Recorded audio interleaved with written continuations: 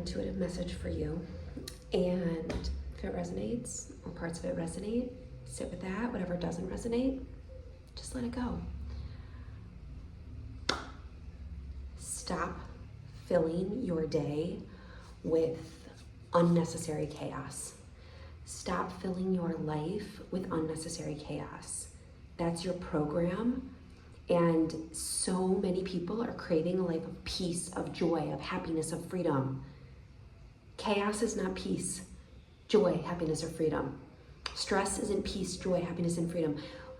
We have all been tricked. Everyone has been tricked to believe that you're supposed to be hustling and loud and chaos and all this stuff. Do you know where the divine sits? Do you know why thousands and thousands of years of Eastern modalities are go and sit in meditation? Why? It's stillness. It's calm. The divine is in the moments between your breath. God sits in the moments between your breath.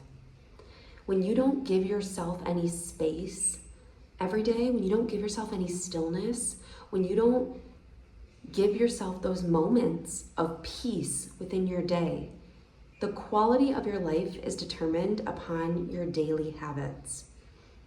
If your whole day, everything that you're doing, you're washing dishes, but you're watching TV, you're in the car, but you're listening to music, there's all this noise.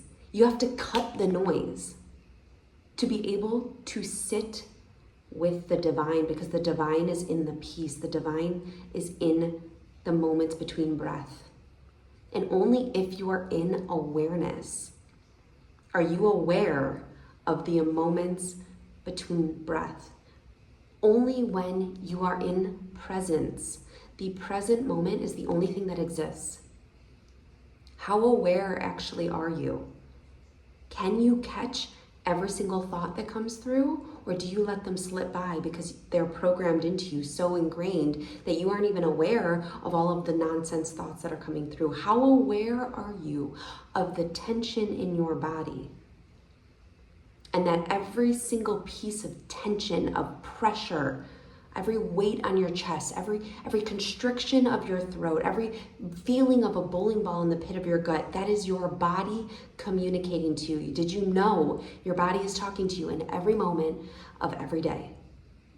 If you have no presence, you can't shift your thoughts. You can't shift your feelings because you aren't even aware of them. You cannot change what you don't know. You have to stop avoiding and filling your day with nonsense that you think is important, that you are just using to mask over all of the things that you don't want to look at. The level of growth and expansion that you will have on your spiritual journey is dependent upon how honest you are willing to be with yourself, how much you are willing to face yourself. You're not facing other people. You're facing your own caca that's within your frequency, and you are only attracting in people and places and things that mirror what you are. Everyone else is just a reflection of you. We are all one. We are all cut from the same cloth. The cloth is of love. You are a piece of that, but you have programming on top of your pureness of love. Spirituality isn't about gaining or anything new. It's about letting go of everything that is not you. Letting go of every thought that is not pure and loving and nutritious. Letting go of every feeling. Letting yourself finally face and feel all the pain that you've been numbing your whole life with TV and social media and food and sugar and porn and sex and all this stuff, and even the crappy relationships you've been in, or you're all still using to validate your pain. Your friendships, nobody's doing anything to you. You are allowing it because it's what you are. You only attract what you are. To attract new, you have to let go of that pain, of that program. You're not going to attract in new And if you do attract in something new that is better than you've ever expected, you will sabotage it because you're used to pain. You're used to suffering. You're used to the wounds. You're used to being in shame, and you're gonna find all these reasons of why that great thing wasn't right for you, what wasn't meant for you. Oh no, it was. You can't even accept it because you don't even want to face your pain. You don't even want to sit in your shame and acknowledge the fact that you are the problem,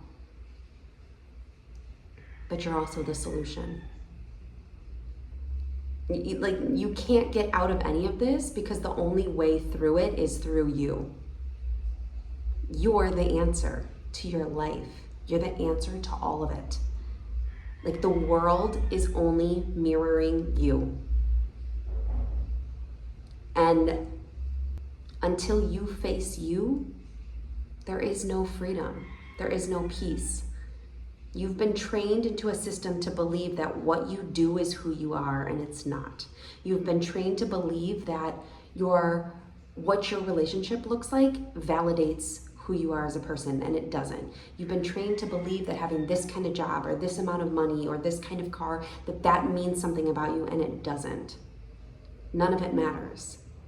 What you do doesn't matter. Who you are is the only thing that matters. Who you are being while you are doing everything is what matters. Does it matter if you take your kid out on a walk, if the entire walk you're just angry and bitter and gossipy and judgy and complainy? That is who you are. Right? Maybe you get on the spiritual journey, but now you're judging people who are not on the spiritual journey. That is who you are. It doesn't matter what you get, because even if you attract thousands and millions of dollars, it only amplifies who you are. It doesn't make you a good person. You don't have to be a good person to manifest things. Narcissists manifest things really, really easily because they believe in themselves. They believe everything that they're saying to themselves. Like, that's all that it takes to manifest things, but that doesn't mean that you're a good person. I want you to manifest and have all the things that you desire to have, but that's not going to make you a good person. That's not going to take away your pain. That's not going to take away that your parents didn't love you in the way that you should have been loved. That's not going to take away the deep-rooted shame and fear and worry and guilt that you're carrying. The only thing that's going to take away the pain and suffering in your life is you bucking up and facing your pain and suffering in your life. And then when you finally let go of all the pain and suffering that you've been holding on to like a badge of frickin' honor, thinking that it means something. I've been through so much. Yeah, you have. We've all been through so much. I'm not invalidating what you've been through, but stop using your pain as this badge of honor for life. Your pain doesn't mean anything. It's really easy to live from pain. Everybody's living in pain. That's why our whole world is angry at everybody, because they're all living from pain. People who love themselves don't hate their lives. People who love themselves don't live from a place of anger and pain.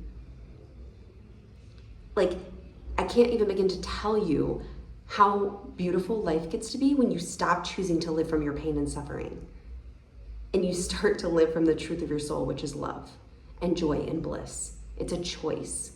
Once you make the choice to start living it, then all of your pain bubbles to the surface. And now it's up to you as a beautiful spiritual being to let go of your pain and to stop living from that pain. It's going to come forward, and you have to stop spiritually bypassing it. And you have to have the space. Hi, beautiful. My daughter's awake, so that's the end of it. I love you all. Have a beautiful day. See you in the next one.